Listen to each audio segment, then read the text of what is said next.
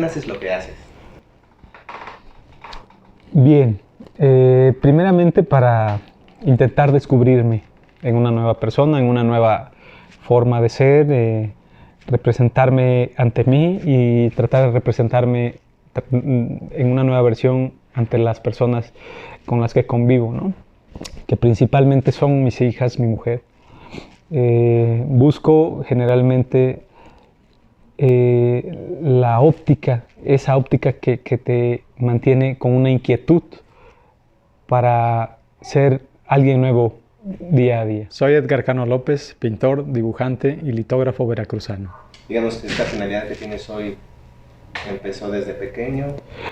Fíjate que yo creo que sí. O sea, creo que uno está en esta historia de la vida, o al menos en esta vida, en un determinado nivel en el que estás destinado a construir algo. Vienes como predestinado a ser quien eres, sin importar cuál sea el contexto de las circunstancias. Estás para lo que quieras, lo que tu ser, lo que tu cuerpo defina, que se va construyendo también alrededor de muchos otros elementos, ¿no? Pero yo creo que desde muy pequeño tenía ya configurada la idea hacia dónde iba a ir. Entonces, afortunadamente tuve la suerte de tener en el seno familiar, principalmente por mi madre, que me permitió hacer las cosas que yo deseaba hacer, ¿no? Principalmente dibujar, ¿no? Por ejemplo, y estar con la posibilidad de tener un papel, una hoja, algún sitio donde pudiese rayar algo, ¿no? Desde allí yo creo que me empezó a nacer como el deseo de construirme como pintor sin saber que podría llegar a hacerlo. Todavía hasta una edad ya, digamos, adolescente, juvenil, yo no creí que pudiese construirme como un artista plástico siquiera. Yo pensé que era nada más una lógica que nos mantuviera en un medio de disfrute tranquilo, o sea, un hobby, por así decirlo. Pero afortunadamente se construyó, digamos, ya un ente en el cual pues ya me defino como tal. Y ahora, estando en esta circunstancia de un artista con un determinado nivel de reconocimiento siquiera, pequeño tal vez, a nivel nacional, pero cuando estás ya en eso, ya te encuentras que en el circuito, en ese espectro ya, también hay una gran problemática para poder sobresalir, si quieres sobresalir. Si quieres, es más, no es que quieras sobresalir, si quieres mantenerte siquiera de hacerlo, porque puedo ser pintor, pero no sabría en otras circunstancias si pudiese vivir de ser pintor, ¿no? O sea, vivir al 100% de esto y poder alimentarte de esto, poder alimentar a tu familia de esto, poder hacer que también otro grupo de cosas, como el poder tener proveedores para comprar marcos, comprar lienzos, comprar pinturas, comprar el flete, que pagar el envío, que pagar el embalaje, todo eso es un determinado mercado también. Entonces, cuando ya logras posicionarte en un determinado sector en el que puedes ir colaborando con una estructura económica, social, pues ya dices, es que por ahí puede funcionar. Pero quizá si la pregunta que me haces es si lo vi desde pequeño, quizá lo hacía desde pequeño, pero no lo tenía claro. Yo creo que las circunstancias durante el trayecto de mi vida hasta ahora me han dado la posibilidad de sí concentrar como esa voluntad o esa energía o ese deseo aspiracional desde pequeño hasta ahora. Vivimos en un país donde pues, la mayoría somos educados para hacer mano de obra. Entonces, sí. Para ti, si valga la palabra compararse, ¿no? ¿Cómo te miras tomando esta decisión de empezar a dibujar? A diferencia, no sé, a lo mejor hasta de tus hermanos, de tus amigos que quizá no tenían esa inquietud. Mira, ¿Cómo se hace uno distinto? Exacto. Bien, me parece importante esta pregunta, ¿sabes? Porque yo también fui, digamos, soldado del empleo, ¿no? Del empleo formal o del empleo constante. Recuerdo que en algunas épocas de mi vida, para poder mantenerme, siquiera para solo, todavía no tenía familia, trabajaba en supermercados o en tiendas de abarrotes, o también en algunas otras circunstancias que me proveyeran de una economía, digamos ahí básica por lo menos. Fui vigilante en una tienda de autoservicios también, fui cajero en otra, fui ilustrador en una editorial, y eran al final de cuentas como esas reglas, ¿no? Las establecidas de entras a un determinado horario, sales a un determinado horario, se te paga cada 15 días y pues definitivamente creo que no disfrutaba mucho de esas formas. Entonces hubo un momento en mi vida en que dije, bueno, si estoy ganando muy poco en esta empresa o en este empleo que me otorga un sueldo, digamos, básico, pero sí requiere de mi tiempo tanto tiempo, o sea, me absorbe tanto tiempo, a la semana, al año, 15 días, no sé, fue en ese momento en que decidí, pues, bueno, también no tenía alguna responsabilidad, ¿no? Marital o de hijos, no la tenía, entonces decidí en ese momento, voy a salirme de esta circunstancia y voy a dedicarme a dibujar y a pintar, que si bien gano lo que gane, quizás se pueda comparar al sueldo que tengo en este empleo, pero al menos voy a estar haciendo lo que más me hace vibrar, lo que más me emociona, ¿no? Fue así como decidí en un momento de mi vida, dije, no vuelvo a entrar en un empleo como este, ahí nos vemos, tengan aquí su equipo de vigilante o su uniforme o lo que sea, nunca más.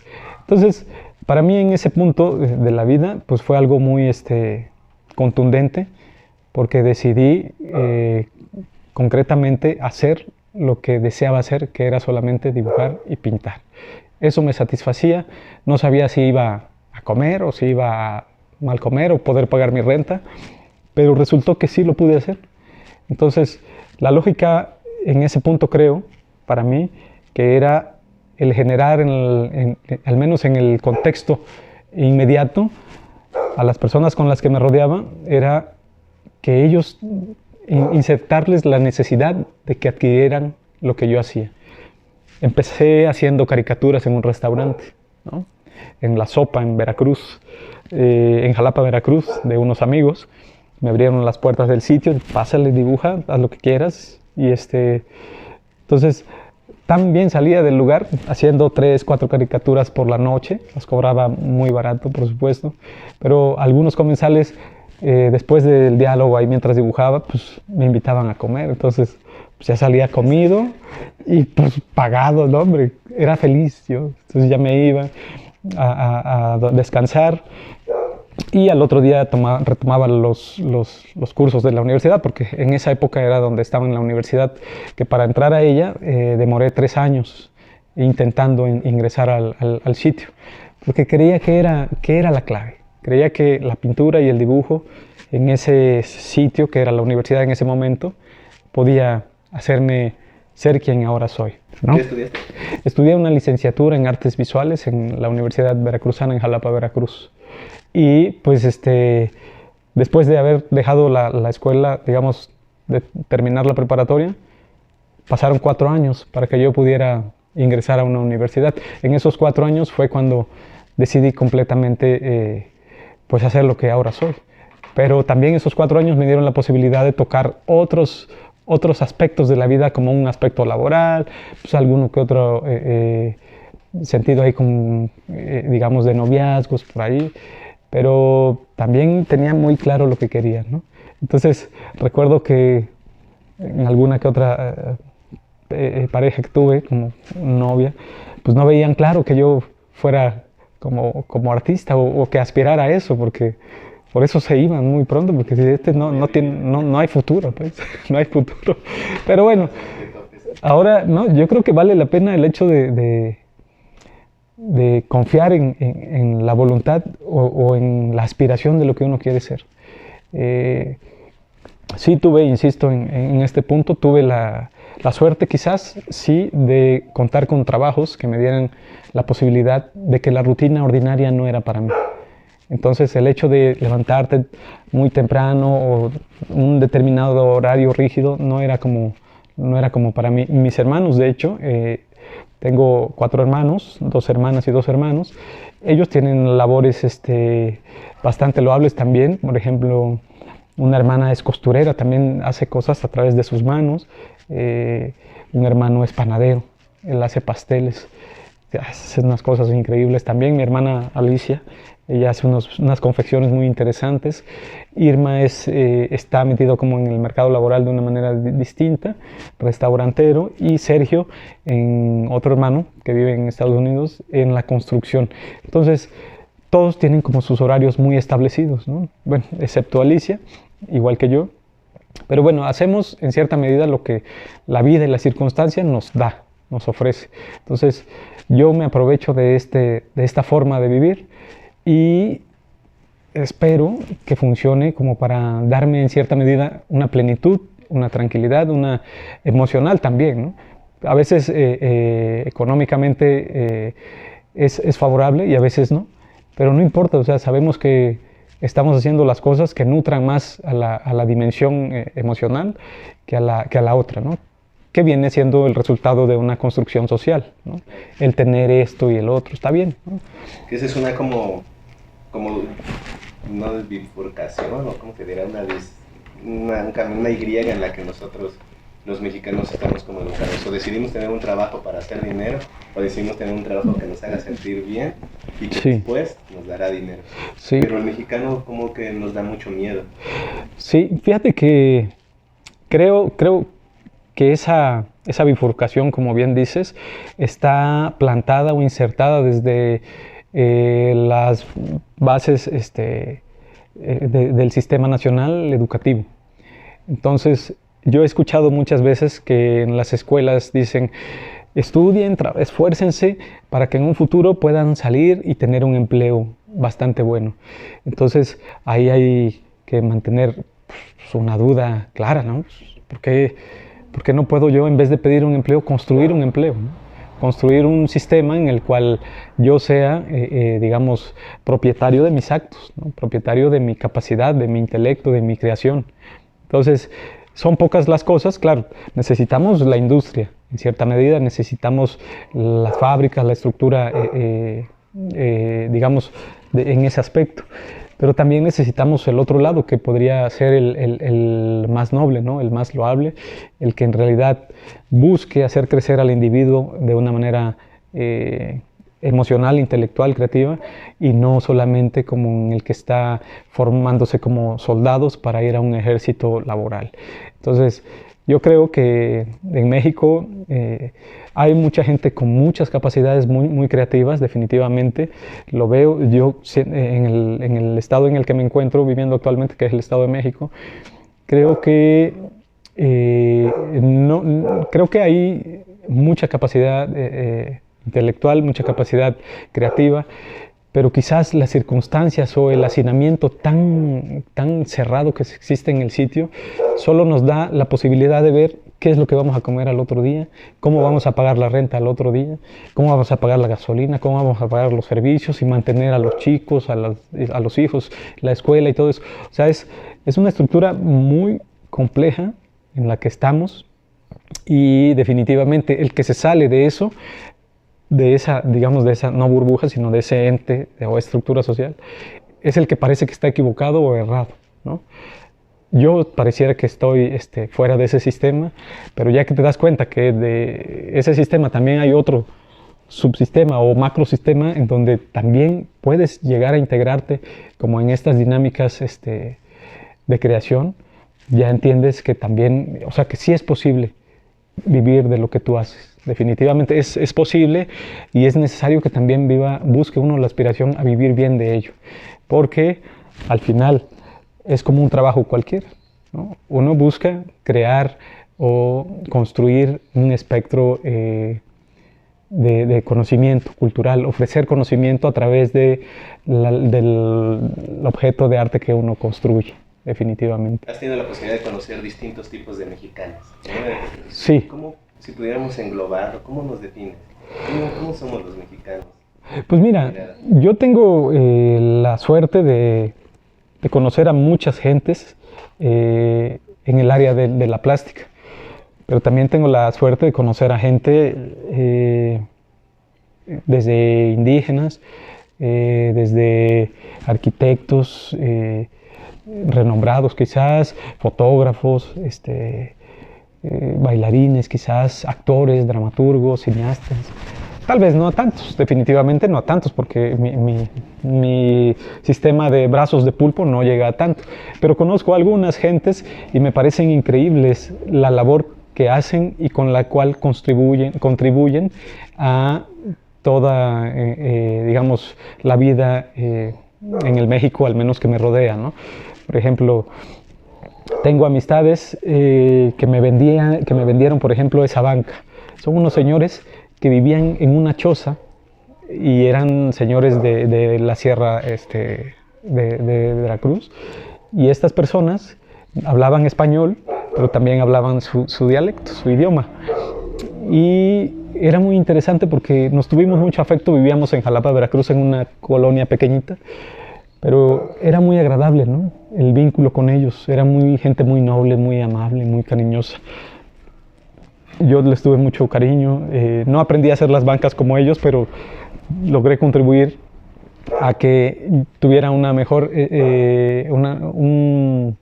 mejor espacio en mi sitio donde vivía, comprándoles un mueble, disfrutando de ese mueble que hasta ahora lo tengo, tiene 15 años ese mueble conmigo. Y luego conozco a gente, por ejemplo, a unas señoras en Oaxaca que recientemente tienen un proyecto, se consiguieron unos terrenos y están sembrando en ese terreno que están construyendo, están sembrando. O sea, conozco gente con mucha disponibilidad, con mucha disposición. Mi maestro, por ejemplo, en Jalapa, Veracruz, en Coatepec, el maestro Per Anderson, alguien que me dio clases en la universidad y que me sigue dando clases, así como otros amigos, que ahora son mis amigos y colegas, que fueron mis maestros, pintores, dibujantes, grabadores. Pero creo que en sí la mexicanidad tiene una característica muy importante, que es el gesto de la creatividad. O sea, el gesto de decir sí se pueden hacer las cosas a pesar de que las circunstancias no sean tan nobles o tan benévolas. A pesar de que sean adversas, hay un punto en el que la imaginativa, la estructura del pensamiento es tan creativa que se rompen barreras de una manera muy fácil, construyendo cosas sin siquiera las herramientas necesarias para poderlas construir, ¿no?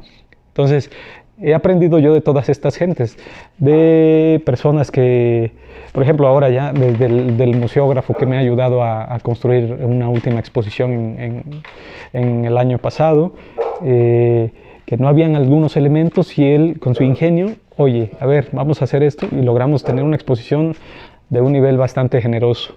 Luego también el señor que colocó las losas del último mural que yo llevé a cabo en Teotihuacán, también tiene en su nivel, digamos, laboral, una necesidad creativa o un espectro creativo ahí en su cabeza que genera destellos, ¿no? Entonces creo que una de las características importantes en la mexicanidad, al menos en la mayoría de la gente que conozco, es la creatividad. O sea, sí hay la posibilidad de decir, si no encontramos los recursos para hacer algo de una determinada manera, pues ahí está la semilla de todo, viene a ser la necesidad.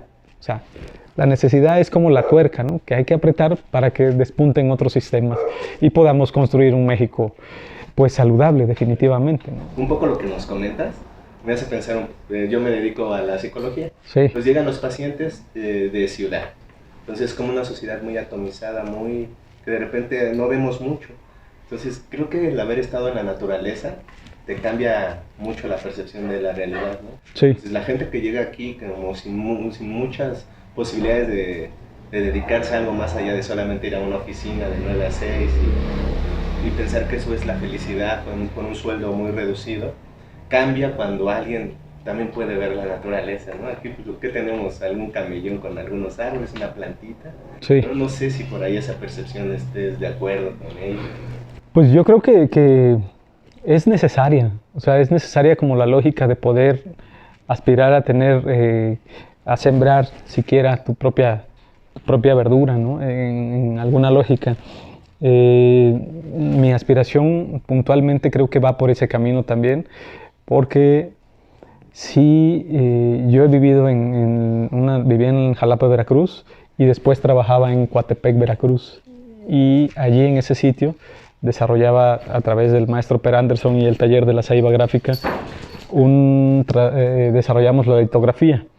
Y era un espacio tan bello, o sea, ibas, casi ni querías trabajar por la magnitud de la naturaleza en la que estabas rodeado. Entonces, pues ya, ¿qué quieres trabajar en esto?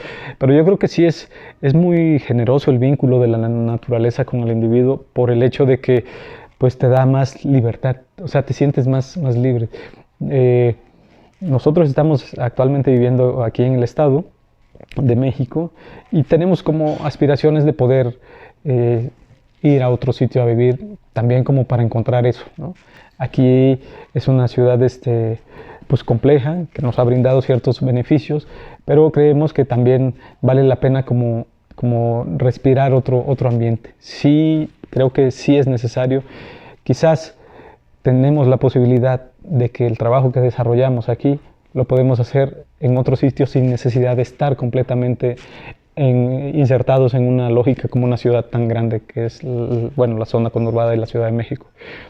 Es decir, podríamos irnos a cualquier rancho, a cualquier lugar, tener solamente por ahí cerca en una ciudad una paquetería y un poco de internet y con eso resolvemos el asunto.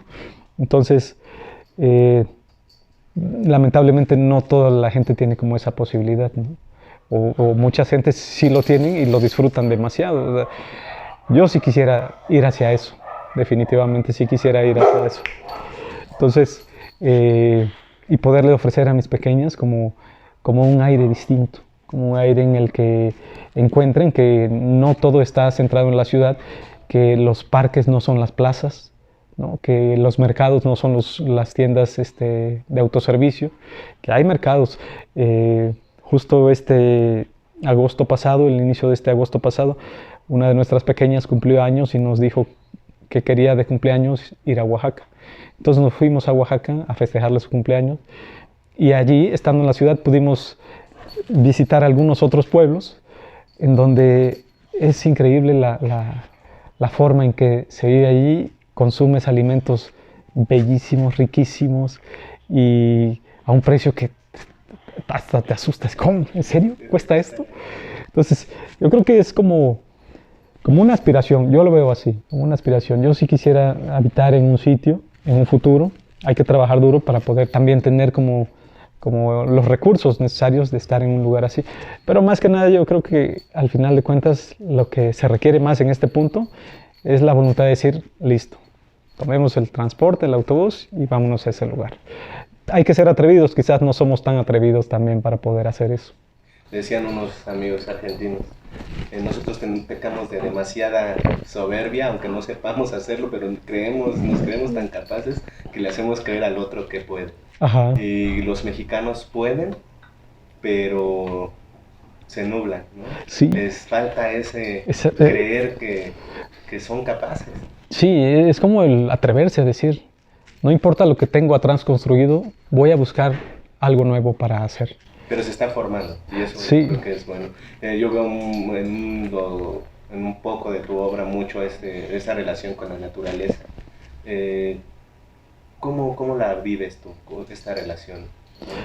Pues mira, formalmente creo que, bueno, en el sentido de mi obra artística me gusta el paisaje. He tenido algunos destellos ahí en algunos cuadros en donde se relaciona directamente el paisaje con mi pintura. De hecho, obtuve un premio nacional en el 2016 con una obra de un paisaje, pero un paisaje muy roído, muy deconstruido o muy contrario a lo que yo deseo, ¿no? Que es un espacio verde lleno de plantas y todo lo demás, ¿no? Este paisaje fue una pintura en donde hay una casa en el centro de una construcción de autopistas y al fondo de esa casa se ve la Ciudad de México, así con todo ese nubarrón de smog y todo lo demás. Entonces, al final es un paisaje, ¿no? Un paisaje común, ordinario, porque de hecho gente de Tijuana me preguntaba, oye, ese cuadro lo pintaste aquí en Tijuana, ¿verdad? Le digo, no, es aquí de la periferia de la Ciudad de México. Pero a mí me encantaría como tener la posibilidad de hacer más pinturas de paisaje, pero todavía también tengo que encontrarle no solo el paisaje por el paisaje propio, ¿no? Sino encontrarle el sentido, la dirección que quiero, digamos, temática que quiero ofrecerle al espectador, porque el paisaje ahí está, ¿no? Tenemos la generosidad de la pincelada de José María Velasco en esos paisajes increíbles que hizo del Estado de México, que no tienen en ninguna medida en la actualidad alguien que pueda superar, como digamos, esa visión que tuvo el maestro, ¿no? Es un poco como, yo no conozco mucho de arte, pero yo decía, ¿por qué premian a alguien de cine, de fotografía, ¿no? Alguien de fotografía, un premio de cine, bueno, uno se empieza a meter, como pasó hace mucho, a entender cómo es esa visión de qué es lo que tiene que quedar, qué tiene que quedar el cuadre, y yo creo que eso requiere mucho ojo. ¿Es espontáneo o sea, realmente sí es un trabajo? Pues yo creo que es un trabajo muy bien pensado, definitivamente, y también yo creo que radica en la lógica de la estructura del pensamiento de quien toma la imagen. Imagino, por ejemplo, los encuadres de este pintor del que hablaba, José María Velasco. Los encuadros de sus pinturas son en serio geniales, o sea, la composición que él mantenía en la obra, en la estructura de la pintura, era así poner el paisaje de una manera perfecta. Se ve que para pintar, por ejemplo, un volcán de los que él pintaba, tenía que rodear todo el volcán para entender desde dónde era el punto que se veía mejor. Entonces, en esa lógica sí creo que no solo tiene mucho valor el hecho de la propia pintura, sino el hecho de la creación previa a esa pintura, es decir, como el trabajo que antecede a la construcción de esa obra. Entonces, imagino lo mismo, por ejemplo, en una fotografía, ¿no? Que ahora me decía un amigo fotógrafo, Pedro Sontemoc, que él siente que la fotografía contemporánea o la fotografía digital, puntualmente hablando, pierde un poco ante la fotografía análoga, porque ahora podemos tomar no una foto, sino 50, 100 de un mismo elemento y ponerte a revisar y a diseñar y a editar, pues, ¿no? Cosa que en la fotografía análoga tenías 3, 4 tiros, ponle un rollo de 30 fotos, ¿no? 36, ¿no? Pero era más trabajo, era más ejercicio. Sí, lo tenías que tener bien. Sí, lo tenías que tener muy claro, ¿no? Entonces, él en este punto le llama una diarrea fotográfica al asunto, ¿no? Entonces, yo creo que, mira, yo soy un pintor que no tengo tanta pintura. O sea, en mi haber quizás en 10 años de ser pintor y dibujante, litógrafo, no hay mucha obra. Pero sí hay una obra en donde hay una estructura donde se trabajó más en el pensamiento de cómo lograr construir esa determinada pieza, ¿no? Yo si acaso pinto 8 o 10 cuadros al año, 12, ¿no? Por mucho, y aspirando a que llegue a pintar unos 15, pero tengo que ser más ágil en la pincelada, y déjate de más ágil en la pincelada, sino más ágil todavía en la construcción de cómo voy a diseñar el nuevo grupo de pintura, ¿no? Entonces, sí creo que un trabajo que vemos resuelto, por ejemplo, estas obras, tienen atrás mucha más dedicación que lo que vemos a partir de la primera pincelada hasta terminar la obra. La fórmula que a veces utilizo para desarrollar una obra es como plantear una construcción de un proyecto único, indivisible, no es como un grupo de obra que se manifieste en un lote de 10 piezas, 11 piezas. Generalmente juego como con la construcción de una obra por su autonomía propia. O sea, no tiene un vínculo con una siguiente o una anterior. Entonces, eso pues podría decirse que genera más conflicto al final de cuentas, porque no tomo una línea conceptual y la diluyo en 10 piezas, sino solamente la unifico en un solo lienzo, en una sola tela. Entonces, pero bueno, no me molesta. Creo que es una forma en la que he logrado trabajar y también hacer piezas únicas e indivisibles en una lógica temática, no me molesta. Pero creo que la otra parte también puede funcionar, y es en este proyecto próximo que pretendo desarrollar a partir de este año que viene, en donde ya voy a tomar una temática que pueda yo desdoblar en grupos de obras. Entonces, habrá que ver si esta forma también puede funcionar, ¿no? Hay que experimentar. Hay que experimentarlo, claro. Tus títulos son muy largos. Sí, ¿sabes? A diferencia de otros, a mí me da mucha risa porque vas a las exposiciones y ves el cual dices, hombre sentado en un sillón. Sí. Y los tuyos tienen... Sí, pues sabes que busco como un cierto sentido hasta romántico, podríamos decirlo así. Son como historias son como narrativas o fábulas, ¿no? Las que suceden en mis cuadros. Entonces, por ejemplo, esta pieza que tenemos aquí enfrente se llama Joven que recuerda a otro. Un poco con la lógica de que yo me fui retomé una pequeña parte, un fragmento de Los Emperadores de este pintor Hans Holbein el Joven, donde él toma esta anamorfosis que desde la perspectiva en que tú estás ya descubriste lo que es. ¿Un planeta? A ver, acércate un poco más para allá y vas a distinguir completamente, si lo ves desde este punto. No, es un cráneo. Sí, claro. Es la anamorfosis. Exacto. Entonces, Hans Holbein el Joven pintó a los emperadores, una obra monumental de 2 metros por 4 o algo así, no recuerdo la medida, hace más de 500 años, y en medio de esos 2 emperadores, que estaban uno acá y otro, pintó esta calavera también, en anamorfosis, en esta forma, ¿no? Que si la vemos de frente no distinguimos qué hay. Entonces, cuando analizas un poco más, ya vas entiendes qué sucede ahí, por qué hay una calavera que se estira, que se expande en ese espacio. Entonces, este joven me hace recordar al otro, al menos al joven pintor que yo tomé una pequeña cita de su obra, ¿no? Me gustan los títulos largos porque creo que hay que jugar con la metáfora al final de cuentas, que jugar con la fábula o con la historia de lo que estamos viendo, ¿no? Añadir un poco, quizás hay algunos títulos muy largos y hay algunos títulos no tan largos y algunos que solamente hablan de lo que es, sí, pero por ejemplo hay un autorretrato que tengo que se llama Un autorretrato siempre es importante, y es un autorretrato mío, por supuesto, pero no sale mi rostro.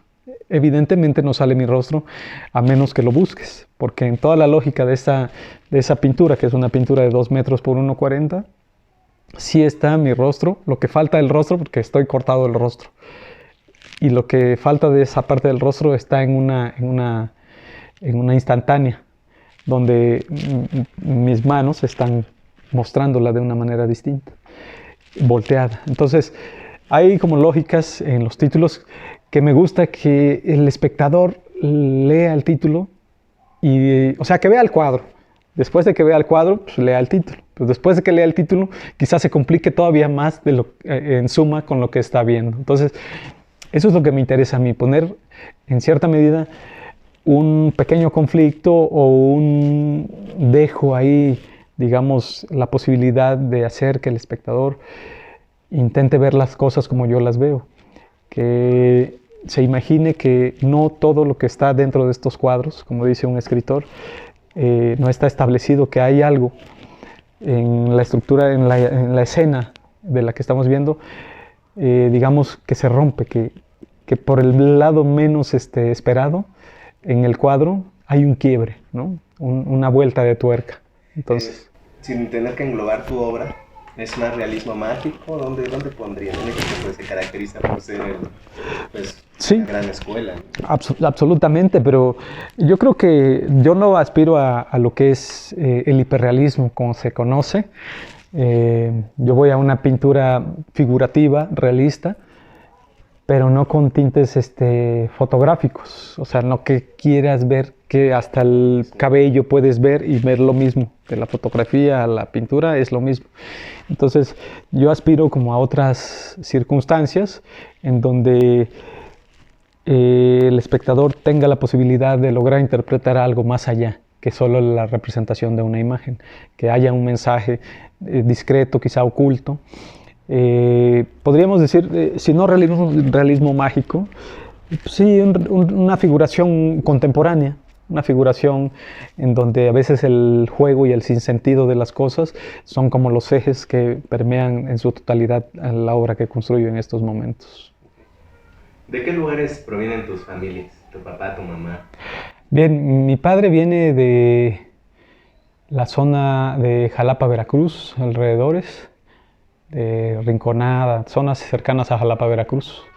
Y mi madre viene de una zona más al sur del estado de Veracruz, que es Tula, Veracruz. Son ciudades pequeñas, pueblos, y pues de allá es donde somos ambos. Mis padres son de ambos del estado de Veracruz.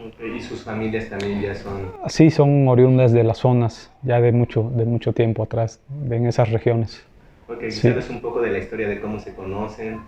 Sí, bueno, de hecho, lo que me cuenta mi madre es que mi padre en algún momento de su vida le escribió a ella una carta y a través de eso, mi abuelo le dijo, bueno, pues ahora él va a ser tu pareja o te vamos a casar con él porque ya te escribió o te fue a ver. Entonces, así fue que se unieron, se casaron al poco tiempo, digamos, pues eran casi como todavía esos matrimonios que se arreglaban en cierta medida, ¿no? Y ya después de eso, pues nacimos 6 hermanos, que lamentablemente fallece una hermana, Raquel, muy pequeña, y quedamos solamente 5 hermanos. ¿Cuál sería el orden? Es Alicia, Raquel, que fallece, después Sergio, viene Irma, viene Israel y yo al final. De lo que tú, bueno, has podido platicar o si te han contado, al haber sido un matrimonio, pues, digamos, saliéndose un poco de los estándares de lo que hoy pensaríamos nosotros que le apostamos al amor antes Ajá. que a la relación, ¿cómo era la convivencia? ¿Tú cómo los miras? Pues pienso que era una relación, si no compleja, al menos sí como en cierta medida distante, en la lógica de los deseos o las voluntades, digamos como familia, al menos de mi padre y mi madre, la dirección hacia dónde quería ir cada uno, ¿no? Por eso es que también fue pronta, digamos, la ruptura en ese punto, ¿no? O sea, mis padres se separan cuando yo tenía 6 años. Tal vez habrán durado unos 12 años como pareja. Entonces, fue ahí. Yo nací en una localidad que se llama Isla Veracruz. Después nos llevan a Santiago Tuxtla, que es ahí donde se construye, digamos, ya como la vida más en familia, como todos los hermanos en ese punto.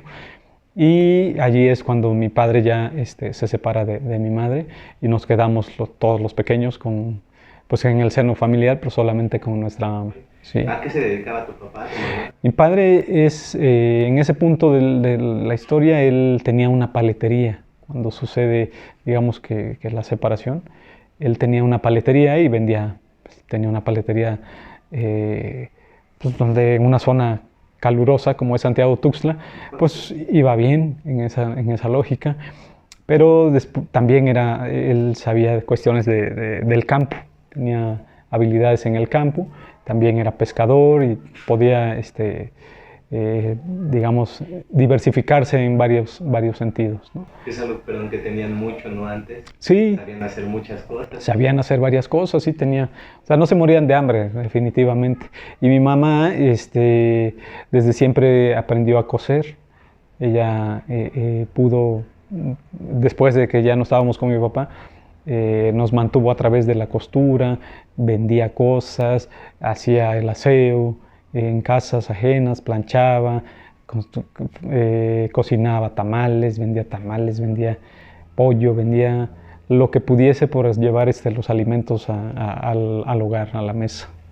Si tú pudieras tomar como una visión o una manera de ver a tu familia, ¿la educación que les dieron era más conservadora o más liberal? Pues yo creo que en cierta medida era la única que podía darnos, ¿no? Mi mamá. Con su esfuerzo, con su trabajo, nos pudo dar lo primero que teníamos a la mano, que eran las escuelas locales del lugar, que al final de cuentas podríamos decirlo sí, conservador en cierto sentido, pero hasta determinado nivel, que mi madre ya dijo, ¿saben qué? Ya no puedo darle la preparatoria a algunos o la universidad ya no era ni de pensarse, ¿no? Cada quien pudo ir construyendo como su historia, digamos, educativa, ya en su individualidad, ¿no? Pero al menos, y se le agradece muchísimo como la posibilidad de darnos al menos esos primeros pasos a mi mamá, con los recursos que ella tuvo la oportunidad de darnos. ¿Cómo se llama? Griselda López, ella es la señora que me permitía ahí a mí darme papeles, hojas y periódico o lo que fuera para que yo tuviera la posibilidad de dibujar y pintar. ¿Y tu papá? Él es Román Cano Amaya, mi madre es Griselda López Reyes. ¿Aún viven? Sí, ambos viven, sí, cada quien en su espacio y ambos están ahí trabajando todavía en lo posible. Les agradecemos a ellos que Sí, se hayan claro. unido en un acto de amor y te hayan tenido a tu familia. Sí, sí, al final de cuentas yo creo que la circunstancia, sea la que fuese, nos permitió haber entrado en este universo como individuos, a través de ellos dos, a mí y a mis hermanos, y pues ya nos corresponde a nosotros desarrollar el trabajo necesario que tengamos que desarrollar para construirnos como individuos, ¿no?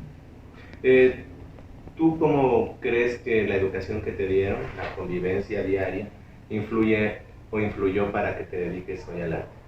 Pues mira, yo creo que principalmente la libertad que nos pudo ofrecer, al menos mi mamá, ya en ese punto, y también la suerte de haber tenido hermanos, ¿no?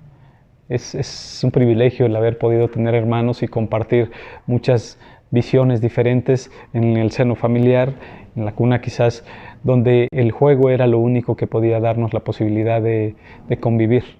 Ya después de eso fueron las necesidades personales o los deseos personales los que fueron abriéndome camino como a lo que ahora soy, digamos, en este punto de la vida. Pero por fortuna yo creo que fueron los hermanos los que me abrían como la capacidad de permitirme a mí el hecho de estimular lo que ahora soy, ¿no? Que soy un pintor y un dibujante y un grabador, bueno, podríamos decirlo también. Pero básicamente fue como el juego y el ejercicio de tener la necesidad solamente del divertimento. Y se cumplió afortunadamente a través de ese grupo de hermanos que formamos, digamos, como la familia nuclear. En lo que platicábamos hace ratito, en una sociedad tan atomizada como es vivir, ¿no? O la sociedad que vivimos en el DF, o en la Ciudad de México, en los alrededores, lo vemos muy reducido, entonces podríamos a veces hasta llegar a conclusiones erróneas. Creemos que alguien que se dedica al arte, en primera nace en cierta clase, ¿no? Y es acceso para una cierta clase social, porque los demás pues tenemos que comer, sí, ¿no? Entonces, con todo esto que nos estás contando, pues una vez más es una ruptura, ¿no? Sí. De un paradigma que... establecido, claro. Mira, yo creo que en ese punto cuesta trabajo, definitivamente cuesta trabajo de pasar de quizás tener los recursos más mínimos a querer entrar en un sector en donde definitivamente el arte es como podríamos decir para las élites. Sí tienes razón en ese punto. Yo creo que al menos en mi experiencia sí me ha costado bastante trabajo, porque quizás alguna gente que se dedica al arte en otro sector ya tiene, digamos, como en avanzada, digamos, alguna posibilidad de ofrecer su obra a determinados sectores, a determinado público. Cosa que para mí, por ejemplo, cuando era estudiante en Jalapa, Veracruz, no tenía yo la capacidad de poder vender un cuadro a alguien igual a mí, ¿no? Y tampoco tenía las posibilidades de conocer a alguien que tuviera posibilidades económicas que superaran los requisitos mínimos para vivir, ¿no? Es decir, ¿cómo te voy a comprar un cuadro a ti si yo no tengo ni dónde guardar mi comida en el refrigerador, ¿no? Entonces, pues de decirle, oye, ¿sabes qué? Te quiero vender este cuadro en 3,000 pesos, 4,000 pesos, un cuadro, digamos, de una dimensión similar a lo que estamos viendo acá atrás en algún tiempo de mi vida estudiantil, ¿no? Y en ese punto se lo quieres proponer a alguien más que dice, tampoco, pues, no puedo pagarte eso, ¿no? Entonces, sí tienes razón en la lógica de que a veces el arte digamos, como una pintura de ese estilo solo se le vende a algunas gentes que pueden pagarlo.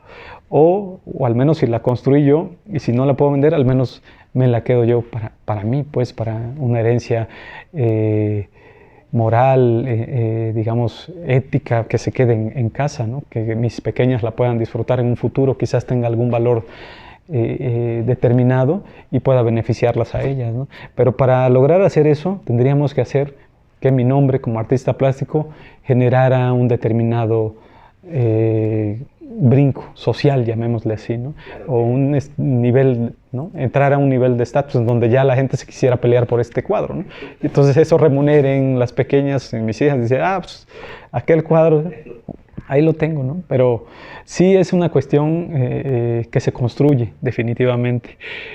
Y a mi parecer, yo creo que ha valido la pena todo ese bagaje, todo ese conocimiento por qué no decirlo, de humildad en el que me crié, para poder tratar de entender la estructura que definitivamente no conozco, bueno, al menos en el aspecto de quiénes pueden adquirir esta obra. Que bueno, ya cuando te vas metiendo, te vas adentrando a la lógica del mercado, del arte y todo esto, pues ya entiendes algunos otros elementos que pueden ver más claro hacia dónde quiero ir, ¿no? Que también México da para eso. Absolutamente. Gente que lo admire y lo pueda adquirir, o está el mundo. Exactamente, o sea, definitivamente creo que ya aprendí ese sistema, o al menos ese procedimiento que puede uno hacer valer lo que tenemos trabajando detrás, ¿no? Que son estas obras. Sí, nuestra exigencia como público sería tratar de comprenderlo, porque si el conocimiento está ahí, exacto, a veces somos flojos, creo, como para querer detenernos al mirar una obra. Sí, sí, definitivamente. A volver a ese asombro por las cosas que están ahí y que a veces viajamos y no vemos, ¿no? Exacto, no, yo creo que al menos, por ejemplo, en este punto, sumando a esto del que dices, vale la pena todo ese antecedente vivencial que tuve desde pequeño, como para traducirlo en imágenes y llevármelo a lo que es una obra contemporánea, pero con un pasado, digamos, simple quizás, podemos decirlo, simple y llano, pero con un elemento místico, mágico, que es como toda la historia de mi infancia en esa zona tan verde, tan magnífica de los Tuxtlas, ¿no? En donde había un amigo que escribió un pequeño texto, Leonardo, en donde dice: Cano proviene de una tierra donde la magia no se nombre, donde los verdes retozan, y bueno, una poética ahí muy bella. Pero hablaba puntualmente de los Tuxtlas, que en serio los verdes de la zona son como los que aquí se representan en esta escena, ¿no?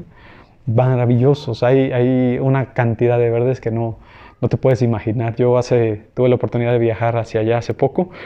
En el camino hacia la playa, que nos queda muy cerca, viajábamos por una carretera en donde los árboles abrazaban esa carretera y era increíble, era un viaje bellísimo, simplemente por el hecho de ir hacia allá. O sea, los verdes y la cantidad la abundancia de naturaleza era indescriptible. Entonces, sinceramente, si yo lograra traspasar esas ideas o esa naturaleza viva a mis lienzos, yo creo que sería otra cosa mi historia pictórica. Y espero que así sea en un futuro. Se está trabajando afortunadamente. ¿Cómo era la convivencia en casa cuando eras pequeño? ¿Qué recuerdos tienes? Pues mira, era una convivencia noble, era una convivencia humilde, muy sencilla, con necesidades definitivamente. Donde hermanos tenían que salir muy jóvenes de casa para ir a buscar la subsistencia o el crecimiento a otros lugares, a otras ciudades, el trabajo a otra ciudad. Pero sinceramente creo que fue un ambiente muy noble, muy cariñoso, muy de amor, con las diferencias que todos hermanos tienen, ¿no? Que cualquier grupo de hermanos tiene, ¿no? Que esto es mío, lo poco que tengo es mío y lo tuyo es tuyo, ¿no? Pero creo que fue una convivencia muy sencilla, muy simple, digamos, agradable también, donde a veces buscábamos trabajar todos en conjunto para sumar al nutrimiento del cariño y de la posibilidad de subsistir siquiera en grupo como familia. Entonces, creo que fue muy generosa toda esta experiencia que tuve con mis hermanos, ¿no? Todos trabajamos a veces para vender algunos sopes o vender algo y juntábamos para que la familia en sí pudiera crecer. Entonces, era pues a veces complicado, pero definitivamente creo que siempre dio muy buenos resultados. Que ahora ya que estoy mayor, veo con agradecimiento y gozo esas enseñanzas que eran pequeñas o un trabajo en conjunto muy pequeño, pero que dio unos resultados bastante buenos. Nos comentabas que si pudiéramos nosotros tomar esta referencia como parte de un arte o hacer un trabajo manual, toda tu familia se dedica. Sí, a construir cosas, exactamente. Toda mi familia se dedica a generar cosas. ¿Hay alguien que en específico tú sepas de tu familia que se dedicara a dibujar, que se dedicara? Fíjate que no del todo. O sea, tengo, por ejemplo, por parte de la familia de mi padre, en la zona del norte, bueno, cercano al norte, en Jalapa, Veracruz, tengo algunos primos por ahí que son fotógrafos o algunos que son artistas también. No sé si con cierta trayectoria, pero al menos lo hacen. Y luego por el lado también había como el canto. Muchos les gustaba cantar, improvisar, estar en la tarde ahí con la guitarra en el rancho. Era mucho de eso. Y por el lado de mi madre ya no lo vi así, pero más por el lado de mi papá había escenarios o espacios donde pudieran ellos en alguna verbena en una tarde sacaban su guitarra y era de cantar, de estar ahí con la música improvisando, ¿no? Algunas primas también, pero no tanto así, y tal vez no conviví tanto con ellos. Sí, ¿tú recuerdas una vez más regresando a la infancia? ¿Tu opinión era tomada en cuenta o había un líder que era tu mamá que las cosas se hacían como ella decía? Pues yo creo que yo fui de los hermanos el más retraído en cierta medida. O sea, creo que el impacto de la separación de mis padres sí tuvo una versión más poderosa en mí que en mis otros hermanos, porque ya eran mayores, pero en mí sí fue como algo más marcado. Y definitivamente creo que pudo eso marcar como digamos, una personalidad en mí. Sí. Ponle que no era como yo una persona autoritaria, quizás no lo sea en este momento, pero quizás ya no me interese serlo, pero sí quiero que mi obra manifieste un rango de autoridad, quizás separada de mi personalidad, que mi obra sea más autónoma y más propia. O sea, que tenga un lenguaje más único e indivisible. O sea, que yo tengo una personalidad, pero no quiero que esa personalidad afecte mi obra. Obviamente siempre va a estar inmersa en ella, ¿no? Pero que pueda lucir más. Quizás a veces mi obra habla de más o habla más que yo, y quizás yo pueda aprender de mi obra para poder ser una persona con una autoridad más sustentable o más sólida, ¿no? Espero eso, ¿no? Me decía una vez, no sé si compartes esa idea, empiezas a hacer la obra y una vez que empiezas, la obra empieza a tomar vida y dejas de ser a veces hasta el dueño sí. Y la obra empieza a salir. De hecho, yo creo que ya muchos de mis cuadros, al menos, ya tienen su propio camino trazado. Desde que voy empezando a ver que una determinada pieza tiene un lenguaje, digamos, bueno, todas son figurativas, pero tiene un lenguaje con cierta autoridad o cierto carácter, que ya esa obra va tomando, digamos, se apropia del entorno, y definitivamente sí creo que juega con la lógica de tener un poder, definitivamente un poder que atrape al espectador, y ya eso para mí es bastante gratificante, porque quiere decir que sí resultó, digamos, el trabajo invertido en esta obra resultó o se salió, digamos, de mi capacidad de ejecución. O sea, la obra ya creada toma como un ente, se apodera de un ente que se entrega a los demás, y estos generan ya, digamos, interpretación y conocimiento, y pues buscan, digamos, una aproximación a integrarse, a ver qué pasó con la creación, con quién creó esta obra, ¿no? Por ejemplo, muchas de mis obras tienen a los personajes estáticos viendo al espectador, muchos de ellos. Lo decía un crítico de arte, Eric Castillo, dice, por ejemplo, estos personajes ya están aquí pintados de la única manera que pudieron haber sido pintados por mí. Ya están elaborados, ya son una pieza, una obra, una pieza de arte. Ahora el espectador se va a preguntar, ellos ya están elaborados ahí, ahora yo, ¿quién soy? Yo para verlos e interpretarlos. O sea, ellos ya tienen el poder de ser una fuerza que va a pasar a un determinado nivel de la historia, al menos en la propia historia de quien las creó. Pero el espectador tiene un trabajo mucho más complejo, que es, ¿quién eres tú para poder dialogar conmigo, ¿no? O sea, él ya es una obra, yo ya estoy aquí. ¿Cómo te llevas con tus papás hoy día? Me llevo bien, afortunadamente, o sea, creo que tengo una relación cercana con ambos, más con mi madre, por supuesto, que con mi padre, pero creo que hay un buen diálogo, hay una convivencia agradable entre ambos, o sea, al menos entre mi persona y ambos, pues. Entonces, en lo que cabe, sí creo que hay una relación, pues, sana, afortunadamente. ¿Alguna anécdota que tengas con cada uno que Eh, creas que es? Pues recuerdo no una anécdota completamente con mi padre, pero sí recuerdo que lo visitaba cuando era más chico con mis hermanos, lo visitábamos en una de las casas que vivió cerca de Veracruz. Y recuerdo que esa casa me impactó mucho porque era un sitio, era una pequeña casa y había un puente que salía de su puerta hasta donde conectaba como a un firme otra vez, porque toda la casa era un lago, alrededor de la casa era un lago. Y había unos palos que sujetaban una madera de 30 centímetros y ese era como el puente. Me llamó mucho la atención ese lugar porque se me hacía mágico. Es decir, es como una pequeña isla. Mi papá vivía en una isla, en su propia isla, que de hecho si lo ves como una idea pictórica, ya ahí pueden hacer una pieza, ¿no? Definitivamente. Entonces yo lo visitaba de vez en cuando y recuerdo que las ranas alrededor no me dejaban dormir porque era demasiado el ruido que genera un corócoro. El croar de las ranas era increíblemente. Él ya estaba acostumbrado, pero yo no.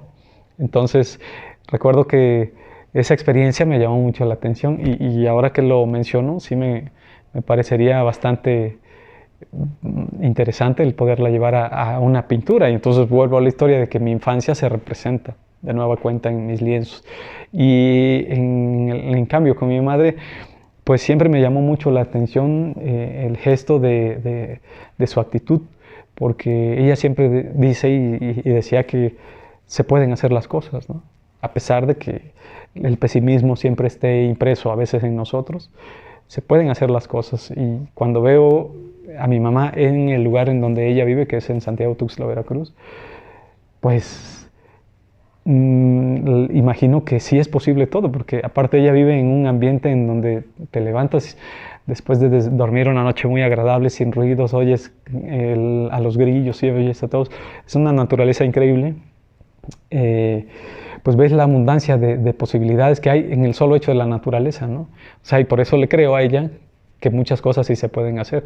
O sea, ella nos crió, nos levantó a través digamos, de la imposibilidad de las cosas, ¿no? Porque éramos 5 y ella era la única que nos daba el cobijo, ¿no? De alimentarnos, de mantenernos, de darnos escuela, aunque sea en un sentido básico, pero lo hizo, ¿no? En un lugar donde las posibilidades no son una gran ciudad, es un pueblito muy pequeño. Aún así ella pudo hacerlo. O sea, la adversidad siempre se puede derrotar. Y esa es una de las experiencias que tengo muy claro el reflejo de mi madre. O sea, ese quizás sea una de las grandes aportaciones que hizo que hoy te puedas dedicar, que creyó en lo que tú hacías. Sí, sí, definitivamente. O sea, yo creo que tenemos los mismos elementos que cualquier otro que logra grandes cosas, ¿no? O sea, tenemos un riñón, tenemos 2 pulmones, tenemos nuestros brazos, nuestras manos y un cerebro, ¿no? Entonces, un corazón que funciona, un hígado, ¿no? Entonces, creo que lo único que hay que hacer para levantarnos y crear grandes cosas, pues es solamente el tener la voluntad para hacerlo. O sea, poner una flecha, poner un destino, poner un objetivo y decir, quiero eso, ¿no? Y aún así, a pesar de que queramos lo que queremos, que son privilegios, beneficios y todo lo demás, siempre hay sistemas complejos que nos dan, digamos, el ejemplo de decir todavía no eres tan bueno o todavía no mereces esto u otra cosa, ¿no? Por ejemplo, en este año la adversidad ha sido bastante marcada. Este año apliqué yo, por ejemplo, a 4 proyectos de becas nacionales o internacionales y 4 de 5 no han sido positivos todavía. Falta uno a fin de año y veremos qué pasa, ¿no? Pero todos estos proyectos de becas que yo propongo es como a los mecenazgos contemporáneos, ¿no? El mecenazgo actual es la institución, o sea, la institución te dice, te voy a becar para que produzcas 10, 15, 20 obras, ¿no? O cuando ya tienes algún recurso determinado, tú lo distribuyes en el largo de tiempo de un año para poder dedicarte a generar un proyecto, ¿no? Cosa que ha sucedido con muchos de mis proyectos. Algunos sí han sido beneficiados, algunos no. Algunos han sido apoyados por mi propio recurso. Y pues bueno, no importa, la adversidad siempre está marcada en el tiempo ahí que uno quiera pues solamente decirle sí, acepto que estoy en contra de las posibilidades de hacer algo, pero al menos tengo las ganas de hacerlo, ¿no? O sea, sí es necesario como tener la voluntad y el deseo de ver construido un objeto de arte en este...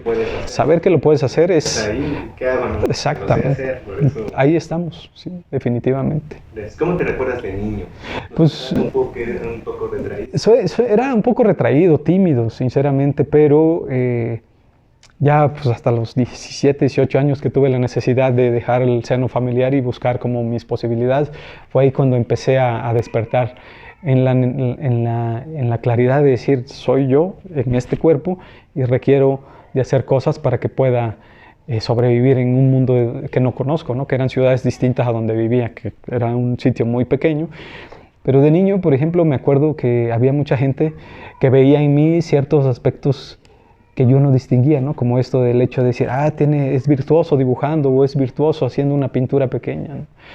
Yo no lo veía tan así, o sea, no me parecía importante eso, a pesar de que sí tenía yo las cualidades más allá que otros chiquitos de la escuela o la primaria o la secundaria, ¿no? Y luego de joven ya vi que eso podría generar recursos, ¿no? Hacía rótulos, hacía letreros en comercios, y los hacía con una manera más veloz o que al rotulista oficial, ¿no? de la ciudad, ¿no? Tuve la oportunidad en algún momento de diseñar algún autobús y pintarlo, ¿no? En San Andrés Tuxtla, ¿sí? Así como el tipo así van a ser los autobuses de esta empresa, ¡pam! ¿No?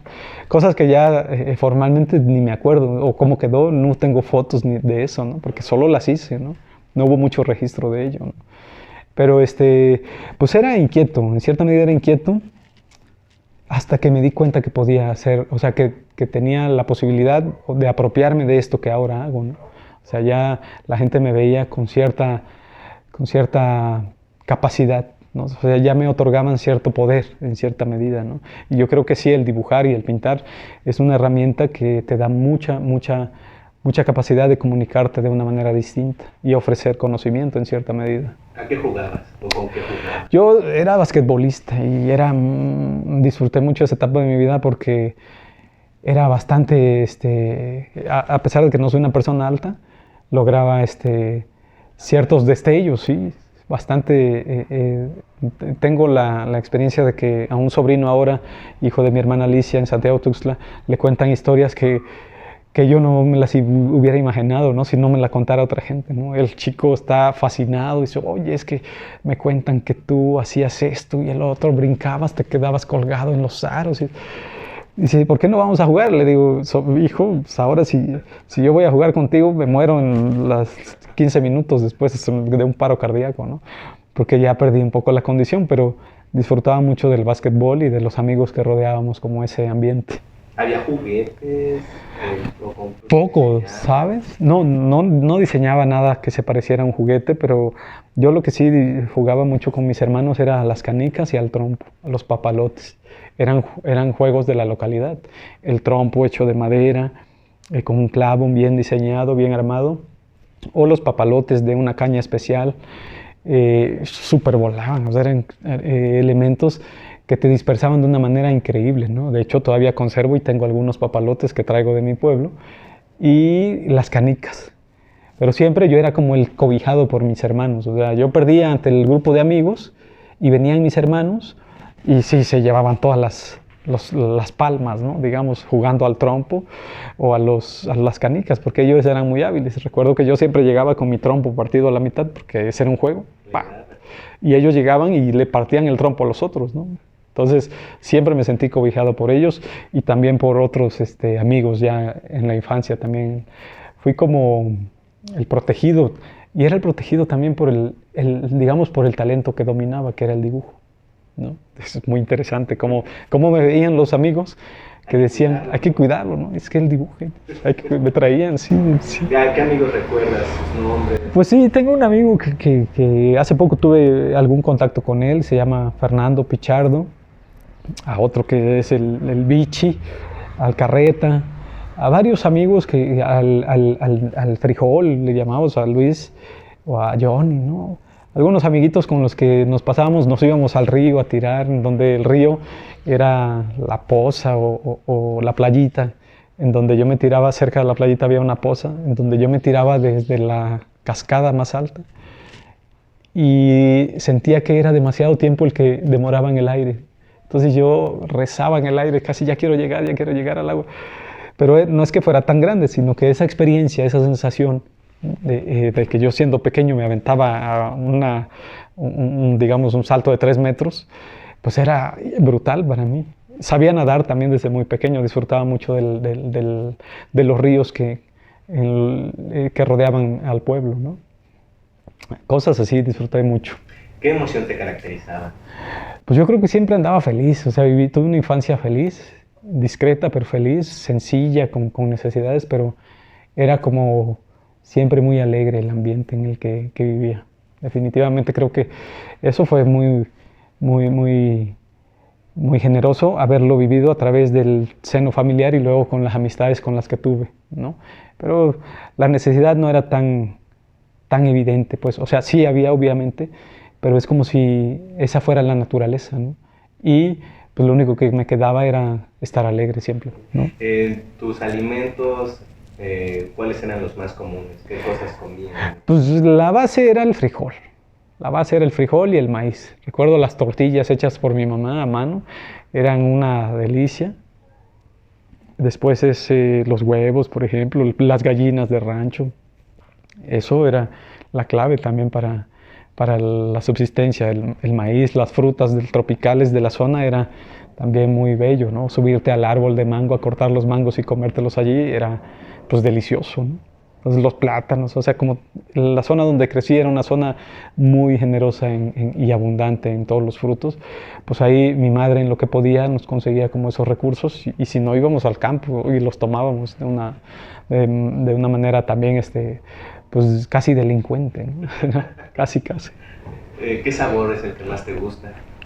Pues yo creo que el mango, recuerdo mucho la fruta del mango y el mamey, la guanábana, eran como frutas tropicales de la zona, la piña también.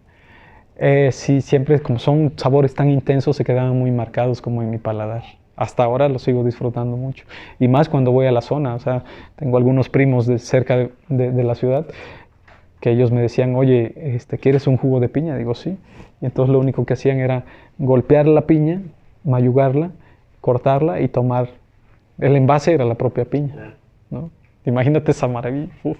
Sí, nunca lo he hecho, hay que hacerlo. Hay que hacerlo. ¿Habría algún alimento, algún sabor que rechaces? No, yo creo que a todo le voy. Y principalmente, al contrario de eso, yo creo que eso es bueno, actualmente sí, las vísceras no me gustan. O sea, no soy tan visceral para comer vísceras. No me gustan, pues solamente el sabor se me hace muy intenso y me cuesta trabajo. Prefiero una gordita de frijol que eso. Un tlacoyo, ¿no? ¿Cómo eran las comidas? ¿Hablaba mamá a comer? ¿Comían todos? Sí, hablaba mi madre, nos llamaba y decía a comer y quizás mis hermanas ya colaboraban, quizás hasta nosotros, pero eran comidas modestas. De hecho, recuerdo que ya para los cumpleaños era donde se podía servir, mi mamá ahorraba un poco y compraba para un mole, ¿no? Para disfrutar o para deleitar al cumpleañero, ¿no? ¿Se juntaban con los demás amigos o era muy...? Era más bien el grupo familiar, poco teníamos para poder compartir abundantemente, ¿no? Quizá alguno que otro cumpleaños, ¿no? Pero no éramos de tanto festejo, por lo mismo de que había necesidades, ¿no? ¿Qué emoción caracterizaba a tu familia? Pues llamémosle que el de alguna emoción, llamemos una cuestión como como el azar, pues, ¿sabes? El azar era como muy interesante. El sentido azaroso de qué va a pasar mañana, ¿no? ¿Cómo le vamos a hacer para vivir mañana, ¿no? Eso cuando todavía no podíamos trabajar o colaborar en casa, ¿no? Definitivamente. Desde niño ya te dabas cuenta Sí, desde niño ya me daba cuenta. A pesar de ello, yo era como muy penoso, te digo que era, y no quería como ir a que me vieran trabajar algunas gentes, ¿no? Algunos amigos. Tuve la oportunidad de trabajar con un tío en un mercado, en un tianguis, pero era muy vergonzoso para mí. Entonces, no te dabas cuenta del privilegio que podías tener al intentar buscar recursos para hacerlo, ¿no? O sea, para poder generar recursos tenías que hacer algo y a cambio de ello te otorgaban un ingreso. Yo lo veía como me apenaba, pues no sabía de qué se trataba el asunto, ¿no? Pero pues al final de cuentas te impones y logras descubrir que al final pues, es un privilegio, ¿no? El poder generar eso. ¿Qué rutinas o disciplina llevas para realizar las obras que haces? Pues una muy arbitraria, definitivamente. Creo que me ha resultado mucho el hecho de jugar con ideas desde diferentes parámetros como para poder construir un objeto artístico. Pero siempre, al final de cuentas, cuando ya está concretada una idea a desarrollar, la disciplina indivisible o más certera es la constancia de mantener pues firmeza en la construcción de esa misma obra. Es decir, por ejemplo, si me propongo, como por ejemplo en el mural, en la construcción del mural pasado que realicé, era una situación constante de levantarse muy temprano, 5 de la mañana, 6, tomar camino a la construcción de este mural y llevar a hacer un desarrollo de 8 a 10 horas de trabajo diarios. Entonces, pues al final de cuentas, lo que más costó trabajo, en cierta medida, es el ejercicio o la construcción de la idea básica y única de ese mural. Después de ello, ya lo que tenía que hacer, que era un trabajo más físico, era la construcción propia de esas ideas, llevarlas a cabo en el formato requerido técnico para ver resuelto el trabajo de 78 metros cuadrados que se logró durante un año. Cosas de no haber tenido, por ejemplo, el apoyo de mi mujer, de levántate temprano, vamos, llévate tu comida o esto o lo otro. O sea, no hubiera podido ser tan posible sin en cierta medida, sin el apoyo de su trabajo, ¿no? El respaldo, pues, formalmente hablando, de levántate que hay que terminar un mural. Entonces, yo creo que también la base de esta rutina o de este ejercicio creativo tiene que ver con los deseos que le quiero aportar a mi familia, ¿no? A las pequeñas que son el ejemplo, que es el ejemplo que yo les quiero dar, de que trabajando con constancia, con dedicación, con voluntad, pueden lograrse cosas, definitivamente. Y pues definitivamente creo que es el afecto, el amor, lo que también nos da la posibilidad de mantener esa voluntad de levantarnos día a día para poder construir cualquier objeto de arte que tengamos el deseo de construir. Hay inspiración, pero ¿a qué le darías más peso? ¿A esta parte de la inspiración o a la constancia, el trabajo, para que se logre eso que estás pensando? Porque hay gente que quizá es muy buena, pero es floja. Pues fíjate que yo creo que vale la pena el hecho de descubrir la capacidad y la fuerza física que uno tenga para llevar a cabo una obra, ¿no? Es decir, la inspiración tiene mucho que ver en el juego de las cosas que suceden en la impronta. Si encuentro un buen gesto en esta obra, el movimiento de este trazo me dio como una lógica distinta, ¿no? Tiene que ver más allá con el mito, el misticismo que rodea un cuadro, ¿no? La inspiración.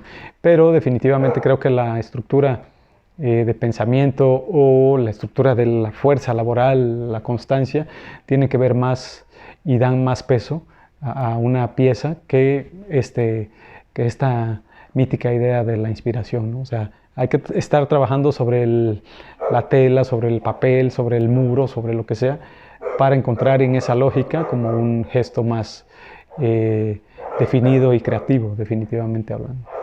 ¿Quién te influyó de carne y hueso para hoy ser el artista que eres? Pues mira, yo creo que mucho me ha inquietado la versión de artistas importantes mexicanos. Justamente la semana antepasada tuvimos el fallecimiento de uno de los más grandes artistas mexicanos, que es Francisco Toledo. Entonces, justo le decía a mi esposa que él fue una de las primeras imágenes artísticas que yo tuve, tengo la memoria de que fueron los primeros artistas que me daban como la pauta de decir, me gustaría ser como él. Entonces creo que Toledo ha sido como un referente, pues, pues quizás no me parezco en lo más mínimo a lo que hace él, ¿no? O a lo que hacía, pero al menos sí su práctica artística me motivó mucho para llevar a cabo esto. Al paso del tiempo, pues empecé a conocer artistas que me fueron motivando mucho más, ¿no? En algún momento de mi historia plástica me gustaba un pintor llamado Rafael Cauduro, Arturo Rivera, mexicano también, Julio Galán, digamos, entre ellos hasta Cuevas, José Luis Cuevas, pero eran de los pintores pues del grupo de pintores de la ruptura mexicana, ¿no? 70s, 80s, ¿no? Toledo desde siempre fue un artista, desde los veintitantos años ya fue creando. Yo conocí su obra pues, en el momento que me empecé a interesar en las artes. Y luego también más cercanos a mí, pues Per Andersson es un artista plástico sueco, ya avecindado en México hace muchos años. Y él fue el que me hizo que mi trabajo declinara por un momento en la litografía, con una investigación que él ha desarrollado, que es litografía sobre mármol mexicano, ya no sobre el mármol alemán. Pero bueno, él creo que ha sido uno de los ejes principales también de mi paso por Jalapa, Veracruz. También su proceso de investigación, su constancia me ha motivado mucho, definitivamente. ¿De qué más te nutres? ¿De otras artes, de la música, de la literatura? Pues a mí me gusta mucho el teatro, definitivamente. Creo que el teatro ha sido como siempre una temática que mantiene un drama intrínseco en la creación propia de ese proyecto, digamos, o de esas artes. Y me gusta mucho el teatro, también me gusta la arquitectura, el cine es fascinante para mí y generalmente estoy indagando en qué propuestas nuevas de cine hay. También me gusta sí, la literatura en cierta medida. Estoy tratando de leer algunos textos que tengan que ver con pues, el desarrollo del arte mismo, ¿no? También la música, principalmente me gusta mucho la música veracruzana y músicas tradicionales de algunos otros países. ¿Enseñas a otras personas? Fíjate que no, lamentablemente no soy una persona que pueda o que me acerque mucho a dar cursos. Y lo que sí he hecho es dar talleres. Generalmente he dado talleres y es así como he coincidido más con algún grupo de jóvenes un poco más jóvenes que yo. Muchos de jóvenes, pues, universitarios, jóvenes estudiantes, y los que he creído que he podido influir de una manera más directa. Pero no doy talleres como constantemente abiertos, pues. Son talleres focalizados a universidades o a otro tipo de instituciones, pero ya más como concretos, que son 2 o 3 al año, por mucho, definitivamente. Y son como concentrados, cursos concentrados, en donde en una semana o 15 días podemos tratar de ver de que aprendan en cierta medida, o si no aprenden, digamos, el ejercicio técnico, al menos sí la forma en que uno puede construir una pieza como las que yo logro construir. Hay pintores hoy día que te interesaría conocer para aprender de su... Sí, fíjate que hace 3 años tomé un curso con un español que se llama Antonio López García, un señor activo, pues un pintor activo de 80 y tantos años, me parece. Y él, le tuve mucho aprecio después de un libro que obtuve de él. Es un hiperrealista, un pintor increíblemente bueno. Luego hay otro pintor que me llama mucho la atención que se llama Odd Nerdrum.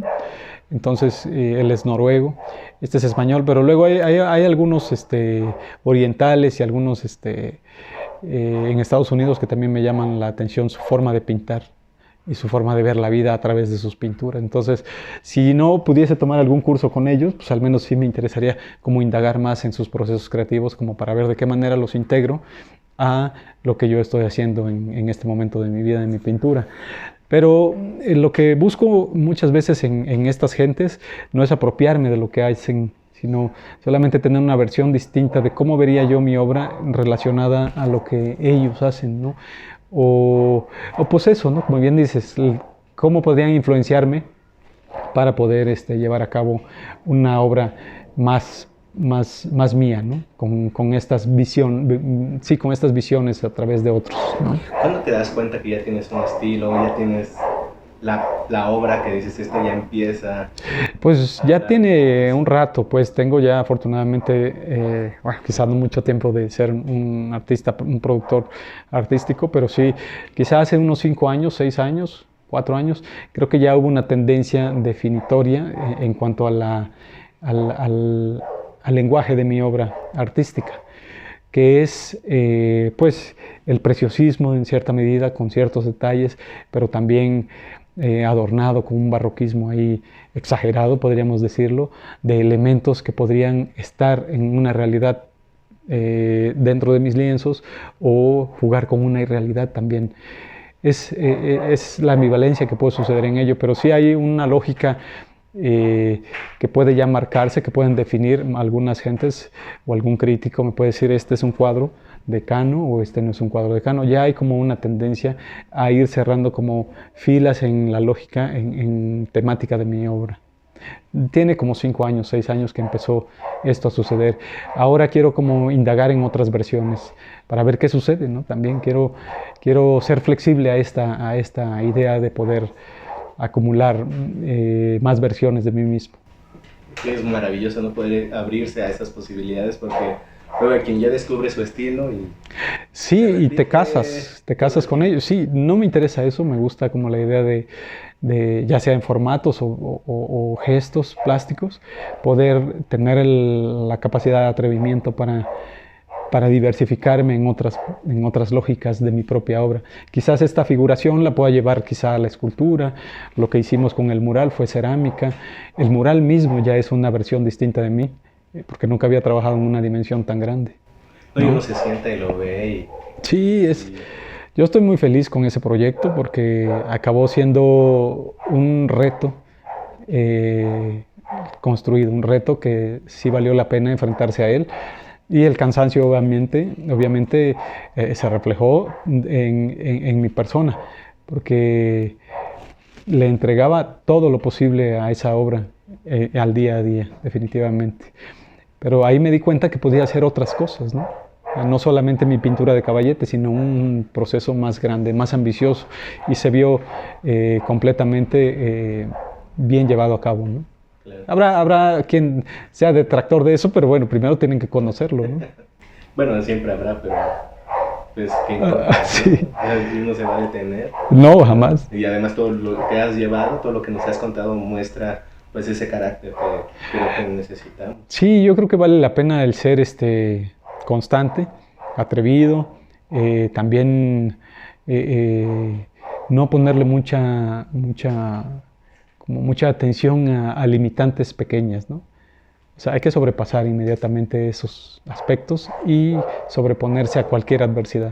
A nosotros como espectadores de tu obra, también nos exige, ¿no? Abrirnos para poder comprender muchos matices de ella. Sí. A veces somos muy injustos aquellos que no hacemos nada y siempre esperamos que vuelvan a ser los artistas que admiramos lo mismo. Sí. Y esperamos, decimos, es que ya no es igual, es que... Sí, pues fíjate que yo creo que a mí, si me tuvieran que encasillar en un género, es ese, el que no hay género, donde no haya un género, donde no haya una definición certera de mi trabajo, es esa área en la que me gustaría estar. ¿Por qué? Porque se va a reflejar entonces que siempre hubo una indagación constante. Entonces, yo creo que para mí, puntualmente, valdría más la pena la capacidad de reconocerme en una multiplicidad de versiones de mi persona. ¿En tu interior qué sucede cuando estás haciendo una obra? Pues hay mucho pensamiento interno. Definitivamente trabajo a veces con música, a veces sin música, pero definitivamente creo que este es un trabajo que se mantiene en un aspecto que son pensamientos muy individuales. Definitivamente uno está en una soledad constante cuando estás procesando qué color vas a colocar en esta parte, ¿no? O en esta otra. Definitivamente creo que sí se cruzan muchas lógicas de pensamiento en ello, ¿no? Entonces pueden ser pensamientos basados justamente en la propia pintura o sobre lo que te rodea en ese momento en tu vida personal, familiar, ¿no? Entonces creo que disfruto mucho de esto porque sí me hace indagar en mis pensamientos. O sea, es muy complejo definitivamente estar pintando en la soledad de mi estudio, pero eso me da la apertura a estar como entendiendo muchas otras cosas mientras estoy trabajando. ¿Cómo es vivir dentro de ti? ¿Qué encontraríamos nosotros que no has plasmado en tu arte? Pues mira, yo creo que hay una lógica ahí para mí, el hecho de tener estas pinturas o la producción que hasta ahora tengo representaría como un escudo ante la adversidad o un escudo ante los miedos que pudiese yo tener o que tengo en general, ¿no? Pero creo que si alguien se metiera en mi cabeza en el momento que estoy procesando una pintura o un proyecto plástico, vería a veces que hay más incertidumbre que certezas. Entonces, muchas veces o muchas ocasiones creo que vale la pena el sentir esas sensaciones porque creo que estamos más llenos de cosas no concretas o cosas no claras que las que según nosotros creemos que tenemos el control o la posibilidad de verlas ya realizadas, ¿no? En este sentido creo que particularmente disfruto mucho del hecho de no tener la certeza de cómo va a terminar un cuadro siquiera, ¿no? ¿Cómo lo empiezo? O sea, puedo tener la certeza de cómo empezarlo, pero hay muchas dudas desde la pincelada 1 hasta la pincelada 3000, quizá en la que pueda acabar un cuadro, ¿no? Dependiendo de la forma en que lo vea uno, creo que podría encontrar esa persona que habite en mí, no sé, pues un mundo onírico bastante loco a través de mis pensamientos, no sé. Es muy compleja esa pregunta porque nunca me he puesto a pensar cómo sería, ¿no? La gente o cómo vería a alguien lo que yo estoy viviendo en este momento de desarrollar un proceso plástico. ¿Existe para ti el espíritu? Yo creo que sí, para mí existe la espiritualidad, el espíritu puntualmente, y porque a mí me cuesta mucho trabajo ver a un ser vivo y después que ese ser vivo no tenga la capacidad física, su cuerpo de estar vivo, pues, o sea, valga la redundancia de decirlo, pero quizás algo sucedió, como que sí se escapa, un espíritu se ha escapado, ¿no? Creo que la lógica de la espiritualidad, a mí me gusta pensar en ello por el simple hecho de que todo se mueve, ¿no? Todo vibra, todo tiene una interacción con lo otro, ¿no? Entonces, creo que muchas veces en mi obra habla como esa esencia, ¿no? Esa esencia espiritual, o sea, se quedan las pinceladas proyectadas en un lienzo, pero al final de cuentas es como ese gesto intrínseco en mi persona física, la que actúa a través de esa esencia que puede ser desconocida, que es mi espiritualidad, ¿no? Y creo que eso a veces rebota en el espectador y puede generar un vínculo distinto. Sí, se hace un diálogo, ¿no? Exacto. Dialoga Absolutamente. mucho de lo que nosotros sentimos con lo que está transmitiendo. Exacto. Ahí es como una comunicación ahí de unos mundos distintos, ¿no? Definitivamente. ¿Consideras que la fe es necesaria? Pienso que sí, creo que hay que tener fe en el hecho mismo de que te levantes y quieras disfrutar del día mismo, ¿no? Del día en el que te estás levantando, y fe de que va a llegar un momento en el que puedes descansar, y es una cuestión que hay que estar regenerando, trabajando día a día. No una fe que tenga que estar basada en un sentido ideológico, religioso, o en alguna digamos, reflexión de este tipo, ¿no? Yo creo que hay que tener fe en el día a día, en la fuerza de tu mano, en la fuerza de tu capacidad de ver las cosas, en la fuerza de que también pueden suceder todo lo que nos rodea a través de circunstancias imposibles a veces, ¿no? Pero posibles, o sea, pero en alguna medida posibles. O sea, yo creo que sí tiene mucho que ver, bueno, quizá yo no represente mucho en mis cuadros algún gesto de fe, pero creo que el hecho de poder concluir una pintura ya habla de eso, ¿no? Sí hubo una fe en que la empecé y en que la voy a terminar, así. ¿Tienes alguna práctica espiritual? No, no, de hecho poco tengo alguna práctica espiritual, quizá la respiración sea lo más espiritual que tenga constantemente, pero sí me interesan mucho algunos aspectos que pudieran ser como la meditación, como deseo retomar el hábito de correr, como eso es como el acto de pintar mismo, ¿no? Donde solamente dialogas contigo mismo, ¿no? Estás corriendo, corriendo, corriendo y estás solamente buscando la mecánica de tu cuerpo funcione de la manera más adecuada para dar el siguiente paso. Es así como creo que yo podría sentirme identificado con algún gesto espiritual en cuanto a una práctica, ¿no? Ya sea religiosa o que no va por ahí la tendencia, pero sí me gustaría como tener como eso para poder pues adentrarme más a unos espectros de niveles emocionales en mi cuerpo, ¿no? En mi espiritualidad, si así lo queremos decir. ¿Existe hoy día ya tu mejor obra? Yo creo que no, creo que estoy en la búsqueda de eso. Fíjate que cada obra me satisface demasiado, pero creo que podría ser mejor, ¿no? Definitivamente. Creo que hay algunos destellos ya, digamos, en mi colección, en el haber de mi obra actualmente, pero creo que soy muy exigente todavía como para decir esto, ¿no? Quizá ya esté pues dada en la colección que tengo hasta el momento, alguna obra digna que pueda aportar a un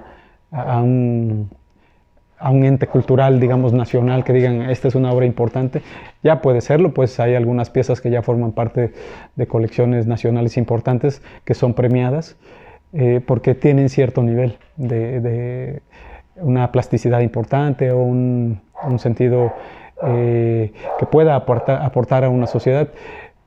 Vale la pena mencionarlo, pero yo creo que todavía estoy en esa búsqueda y esa búsqueda cuando el cuadro sienta, o el cuadro o cualquier objeto de arte que tenga, que me diga, ¿sabes qué?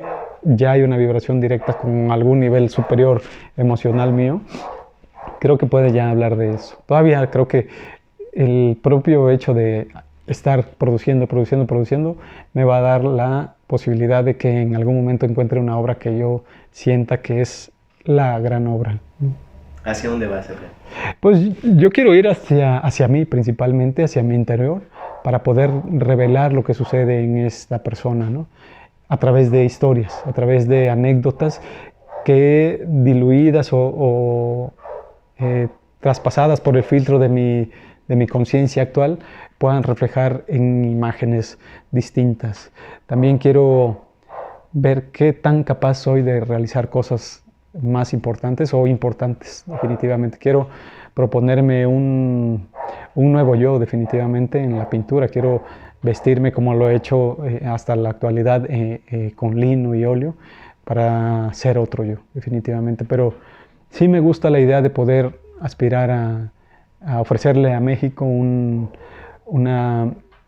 pintor distinto, un pintor que represente a la mexicanidad y represente a lo que es la pintura contemporánea mexicana en México, propiamente para México, y pues también para que esa mexicanidad plástica nos represente en todo el mundo, pues definitivamente. Me interesa mucho competir, y si no competir, ver qué puedo aportar. O sea, más que competir es en qué sentido puedo aportar a la cultura de la nación y el universo, y el mundo, pues, perdón. Ojalá. Maravilloso. ¿Hay algún lugar donde podamos ver tu obra?